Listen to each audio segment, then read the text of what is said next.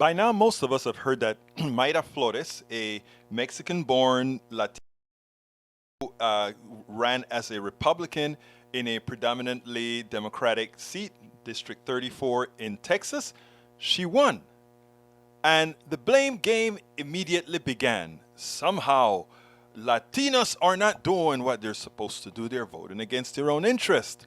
And I tell you what, there is an article that came out recently by Arturo Dominguez, an independent journalist who I've had on the show several times, one who really understands the dynamics of Latinos and more. In fact, he realizes that Latinos are not a monolith, and he had a lot to say. He wrote an article titled, "Blaming Latinos for Democratic Political Losses Just Needs to Stop." And he starts his article as follows, and let me put that on the screen.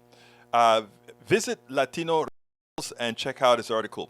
When Democrats lose a district or state with a sizable Latino population, they stereotype and blame us. While this has to do with Texas House District 34, which will be up for another election in November, it's an exercise in how quickly we become scapegoats, even when Democrats make little effort to reach us. Recently, Republican Mayra Flores beat Democrat Dan Sanchez in the closely watched Texas race. While she will only serve until January, Republicans are hailing it as a sign of changing politics among Latinos, while Democrats are downplaying the importance of the election and dismissing talk of such a change. I find it ironic that they just let a district slip, allowing Republicans to build a false narrative. And the thing about it is, narratives take hold. So we saw Latinos in a Latino district vote Republican. Just maybe it's okay now. Maybe there's something these other Latinos are not seeing. Arturo continues, the truth is, Democrats lost ground in South Texas because of the deadly combination of deficient outreach and voter suppression. If they don't care enough to try and counter the conspiratorial messaging from the political right, Republicans will win every time. While there's been plenty of talk about Democratic Party's message or lack thereof, rarely do we hear about how they fail to reach the communities that need to stay in power. The 2020 presidential election is the perfect example of that. Democrats put all the focus on counting Latinos in South Florida, giving them wins in Dade, Broward, and Palm Beach counties. The cost of that outreach, however, meant taking losses in places like South Texas. Counties that typically vote Democrat voted for Trump due to unchallenged far-right noise and voter suppression tactics that ranked Texas last in the nation of ease of voting in 2020. And, you know, I brought on a Latino expert, a professor, I don't remember his name right now, out of California. And he had a lot to say about that. He was trying to urge Democrats, you have to go into these populations and you have to hire people who know those populations to get the vote out, and not only get the vote out, but to educate them on the policies you support, as opposed to the right going in there with misinformation that actually takes hold. Here's what he says. What Democrats need to realize and begin addressing now is that Latinos aren't represented by Cubans in South Florida, that immigration is a much broader issue involving many nationalities, not just Latinos, that our communities are focused on the same issues as anyone else, the economy, jobs, and education, that they should focus less on courting right-wing wackos and more on non-white voters. Cubans make up a small percentage of the U.S. Latino population. It's time for Democrats to think more broadly. And it's time for Democrats to go into these populations, right, before it's too late. And I mean, it's not about going in when you want to vote.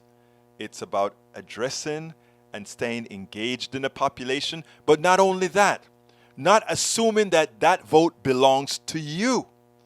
You have to understand that Republicans, they know one thing. They have a terrible message, so they lie. But what they do is they engage. And that's what they did in District 34.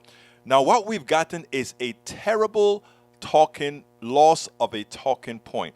And what we have done in South Texas is allow voting Republican plausible.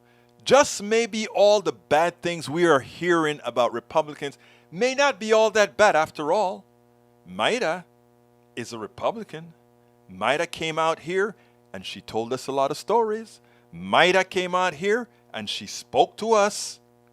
What did our chair say? They invested so much money in District 34 and they squeaked by a win. No, they didn't squeak by a win. They won. And it's not a squeak because that district was more than plus 4, plus 6. I don't remember exactly what. So it's not they didn't sleek a win. They made up several points to win. And this is going to happen over and over again, not only in Latino communities, in Vietnamese communities, Chinese communities, in Asian communities, in black communities. Because Democrats hire a whole bunch of elitist consultants who know nothing about the communities they're integrating, such that even the polls that they do within these communities should not be trusted, given that they are not of this community and understand what ails the community. Arturo Dominguez in this article says it all. Blaming Latinos for Democratic political losses just needs to stop. Blaming any person of color for Democratic losses ought to stop. And you know, he mentioned something that to many will be hard to hear. Because he said, figure out who is in fact supporting these people. And he says, but when you look at the election map, it is clear who won the state for Trump. White people, it's always white people who have voted this charlatan into office and other charlatanes into office. So if we want to make a change, if we want Democrats to be elected, not only should we be pressuring or engaging the people of color, but we should be admonishing white people who vote against their own interests to vote on the other side of the aisle because they believe the preponderance of messages coming to them. The messages should be coming to us, to all of America, white America and people of color America. Arturo Dominguez, great job.